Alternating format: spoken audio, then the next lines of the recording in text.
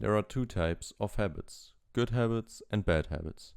Good habits help you in some way, whether it's health, mental health, or literally just any aspect of your life. For example, exercising, right? When you're fit, you have good health.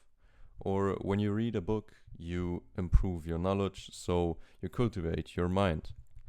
And something as simple as being outside can improve your mental health. So that's what good habits are for.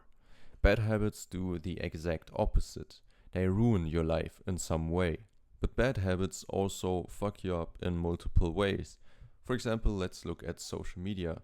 When you scroll on TikTok, you have a reduced attention span, you have most likely fucked up beauty standards, which in turn also may lead to you having lower confidence since you compare yourself with them and you think that you're not up to the beauty standard. And they also fuck up your dopamine levels. There's also a whole lot more, but I won't go any deeper into this. Scientists have found out that there are 4 phases to a habit. The first one is the cue, the second one is the craving, the third phase is the response, and the last phase is the reward. These 4 phases are everywhere in our lives. Let's look at the light switch example. So when you go into a dark room, the first thing you do is you turn on the light, right? Something as simple as that also has the 4 phases in it. The first phase is you go into the dark room, right? And then that triggers the desire in you to want to be able to see something, you know? So the cue is you going into the dark room, which triggers the second phase, which is the craving to wanting to be able to see something, right? So you get the craving to turn on the lights. The response is that you turn on the lights, and the reward is that you can see something. So those phases are literally everywhere. When trying to replace bad habits, most people do it just the wrong way. They either just do the good habits and hope that they won't do the bad ones, or they just try to resist the bad habits. But this method is not sustainable for long term, since your willpower is not infinite, as long as you're not David Goggins. Let's look at the marshmallow experiment, for example. I think I've already talked about this on my channel, but basically kids were put into a room alone and they were given a marshmallow. And then they were told that if they were able to wait for 15 minutes, they would get another marshmallow.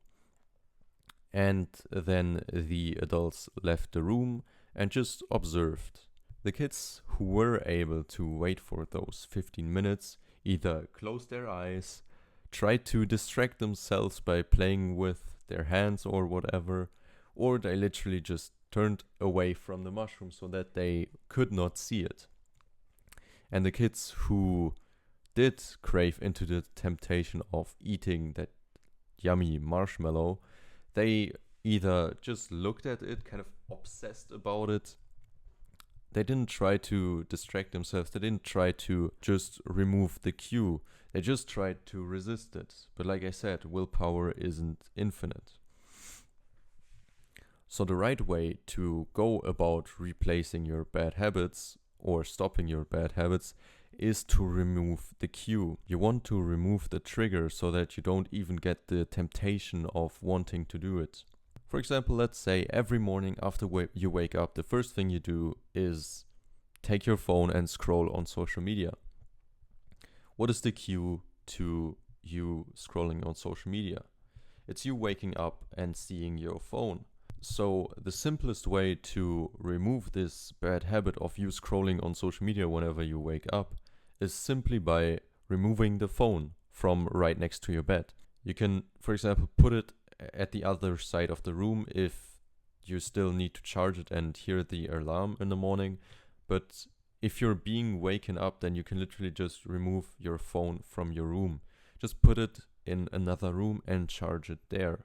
And when building good habits, you have to make them as easy as possible if you want to stay consistent. You can achieve that by adjusting 2 things. The first thing is the time, so every day you do the habit at the same time. For example, every day at 6 a.m. you wake up, the first thing you're going to do is you're going to wash your face. And the second thing you can adjust is the difficulty. So let's say you want to start a meditation habit. You have two options. You can either start with 30 minutes of meditation, or you can start with a minute of meditation. The second option is obviously way healthier because, yeah, you may be able to do 30 minutes of meditation, but if it's going to be hard, then your brain is going to think, oh, this habit is actually very difficult. I don't know if I want to do it. I don't know if it's worth. But if you make it as easy as possible by simply starting with a minute of meditation, like, come on, you have a minute of time, you can meditate for 1 minute. It's not that hard. And so your brain thinks, oh, this is actually pretty easy. I can meditate for 1 minute a day. It's not hard.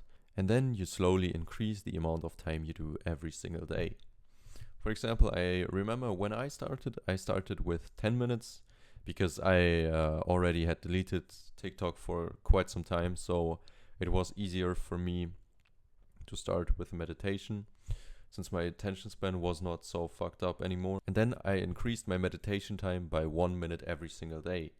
I really wanted to skip straight up to 20 minutes or 25 minutes, but I waited slowly because I knew that this way was going to be way healthier and that this habit would have a stronger foundation than if I were to skip instantly to 30 minutes on the second day. Or if you want to adapt a running habit, you can literally just start by putting on your running shoes, and every day you slowly increase the difficulty. So for example, on the first day you're just going to put on your running shoes. Then the next day you're going to put on your running shoes and maybe jog for half a kilometer or even 1 kilometer. And then every single day you slowly increase the distance that you run. The most important trait that you need to have for self-improvement is patience, because progress takes time. You can't just wake up tomorrow and be a millionaire. You can't just wake up tomorrow and be like, whoa, I'm shredded, when you've never gone to the gym before. Progress takes time. And then there's also this concept called habit stacking. So for example, let's say every day at 7 p.m. you're at home and you read a book. So let's say you've read for a bit, I don't know, 20 minutes, half an hour, whatever. And then you're going to do the next good habit that you want to implement right after that. So from 7 to 7:30 you've read, and right after that you're going to learn a language for, I don't know, 20 minutes, 30 minutes, doesn't matter. And then right after that you're going to build another good habit. So for example, now you've read for 30 minutes, you've learned a language for 30 minutes. Now you're going to do a little bit of skincare. So yeah, that's everything I can think of right now when it comes to habits. If you have anything more to add, please let me know. Take action.